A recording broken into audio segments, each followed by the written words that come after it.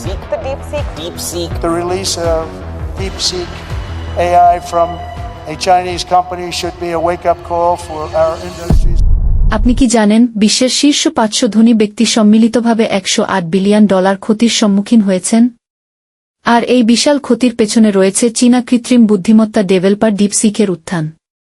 পুঁজিবাজারে এই প্রযুক্তির প্রভাব এতটাই ব্যাপক যে বড় বড় প্রযুক্তি সূচকগুলো ধসে পড়েছে, বিশেষ করে কৃত্রিম বুদ্ধিমত্তার সঙ্গে যুক্ত ধনকুবেররা সবচেয়ে বেশি ক্ষতিগ্রস্ত হয়েছেন। NVIDIA কর্পোরেশনের সহপ্রতিষ্ঠাতা জেনসেন হুয়েং তার মোট সম্পদের 20% হারিয়েছেন, যা প্রায় $20 বিলিয়ন।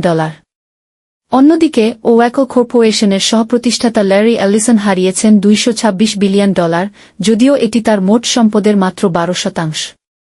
ডেল ইঙ্ক এর মিচেল ডেল $13 বিলিয়ন এবং বাইন্যান্স হোল্ডিংস লিমিটেডের সহপ্রতিষ্ঠাতা চেংপেং ঝ্যাও $121 বিলিয়ন হারিয়েছেন।